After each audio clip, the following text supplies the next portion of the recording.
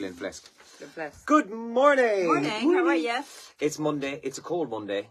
Today is Blue Monday and Brew Monday. So it's technically the most depressing day of the year. Not technically, because I saw headlines last night saying, please ignore this bullshit about Blue Monday. Well, that's what I was going to say. Allegedly. For those who feel like it's the most depressing day of the year, there is a Brew Monday then, which was set up by Samaritans a couple of years ago. And it is just a thing to go and check in on somebody. Meet them for a tea, meet them for a coffee, call to the house or whatever. That's a nice idea. Yeah, so Brew Monday today, as well as it being Blue Monday as well. So 15th of January, though, it's a very cold start out there this morning. It was -2 when I was coming in earlier on. The good news, though, is that today will brighten up. Plenty of sunshine again. But this cold snap, this weather advisory for low temperature, is in for the week. Mm-hmm. So, yeah, it's going to get very cold, actually, over the next couple of days. How are you today? Good. How was weekend? Good. You were at the hurling, yeah? I was at the hurling. What else did I do?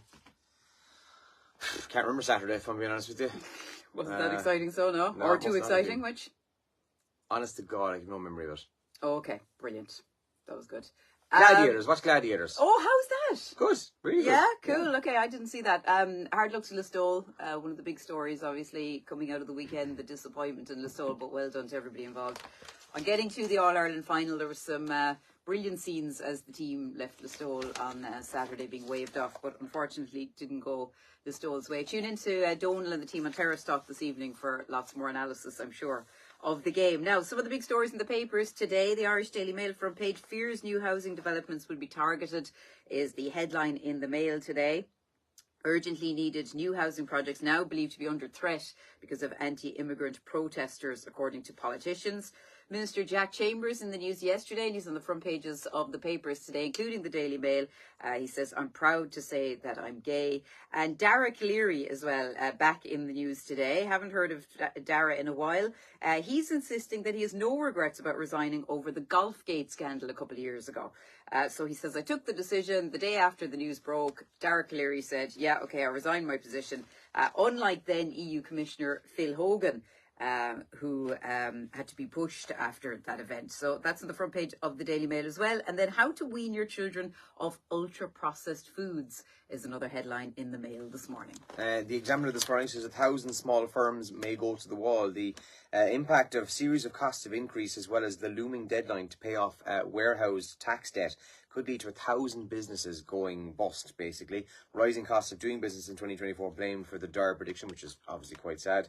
And protesters picket home of asylum centre owner. The operator of a facility housing asylum seekers has been warned he had 3 days to shut it down by a group of anti-immigrant protesters who picketed his home. In videos which have been spread online, the group of men, some masked, go to the home of Tom Murphy, which is on the front page there this morning. And the sports section looks back at all the weekends, actually, including a big win for Munster in the European Cup as well.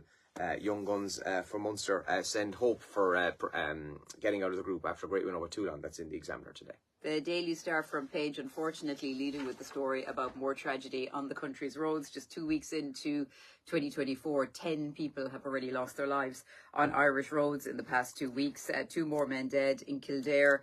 A driver in his 40s died while a male pedestrian killed on the M1 at Lusk as well. Double crash horror is the headline in the Star today. Some of the big sporting action over the weekend as well. United and Spurs drawing 2-2. Eamon Dunphy giving his take on that. And that's inside the Irish Daily Star. And then I look back to Dancing with the Stars as well last night. This chap from Wild Youth is very good, apparently. I can't think of his name. Singer lad. Yeah, Whelan. Yeah. Anyway, they look back at last night's action anyway. It went down well as always. Hips, hooray. Rosanna Davison's picture on the front page of the Mirror as well after she performed last night as well. I did see some of it. It was on when I came back last night. So who did I see? I saw some of Laura Fox. I saw some of the guy who I have no idea who he is. Apparently he's in Fair City. Didn't know who he was. Mm-hmm. And I saw some of Eileen Dunn. Those are the people I saw last night. They were all good, yeah. All the bits I saw. Yeah. I saw the very end of Rory Cowan, who was laughing his head off. So I assume it was hilarious. But again, I didn't. Sorry, when I said the end of it, I saw he's been talking to the judges. I didn't see his actual dance. We can't shut door on asylum seekers is the main headline on the front page of the Mirror. Ministers pledge amid protests of as state to end using private accommodation is the main story there. And then more in the sports section. Rats a shame. Sir Jim sees United blow lead twice as they drew 2-2 with Spurs. That's also in the Mirror today. What's trending? People are talking about on X. They're talking about Room to Improve, which was on last night. A huge amount of people tuned in to Room to Improve. I did see a couple of people tweeting that this is just demolish the old house and rebuild it. Did you see it? I didn't. As opposed to update the house, which is what the programme is supposed to be. There's a friend of mine who actually isn't a huge fan of Room to Improve. Now, he still watches it. What I mean by he's not a huge fan is that he watches it and gets frustrated because he's like, you've got, Andrew and Elaine are a married couple and they have a budget of €200,000. It's going to cost you 400 grand, lads. But that's double our budget. It's going to be 400 grand, lads. Okay, we'll pay it. Yeah, sorry, these people always have the money as well. Yeah, so it almost always goes over budget, and not just a tiny bit over, way over the budget. So anyway, he was texting last night. I didn't see it, but he said something like in our group. He was just like, "How have they gone 100 grand over the budget?" And they're fine about it. Well, they're just like, okay. They agreed with it. Anyway, so Room to, come here. I can't talk though because viewing figures are massive for this. Yeah. Last week's first episode smashed all the Late Late shows, with the exception of the Toy Show. Which is pretty impressive. I think it makes me realise how much money some people have when I see things like that. But also, do you know when people say, "Oh, we're going on holidays and our budget is €600 per person," and then it's like we ended up spending 1,000 each. I'm just like, you just had all this extra money lying around, or my budget to buy a new car is 10 grand. Would you stretch to 27? Yeah. Maybe. I actually, just on that note, I went looking at it. I was going to get a new car, a second-hand car, a few months ago, and I decided against it in the end because money was the problem. But when I went to look at a car, I looked at it. I think it was around 20 grand, and I'd have been getting a loan for that. Yeah. Decided against it. But the guy in the shop goes, "Look, if you're willing to go to 28, this one is here." And I'm like, that's €8,000 more than of something I don't already have. Well, when I say my budget's 8. 10, I mean 10. Yeah. I don't even mean 10 and a half. So, 10. No, we need to win the lotto. United Spurs is trending too after their 2-2 draw yesterday. A lot of people chatting about that as well. Jack Chambers, we mentioned, the minister, is trending after he came out yesterday and said he's proud to be gay.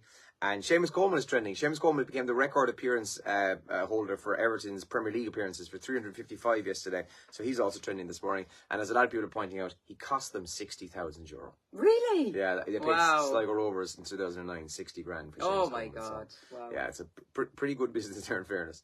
Right, that's it. We're out the gap. Busy show coming up between now and 9. Have a great Monday. Warm up. Thank you for the coffee, Elaine. You're most welcome.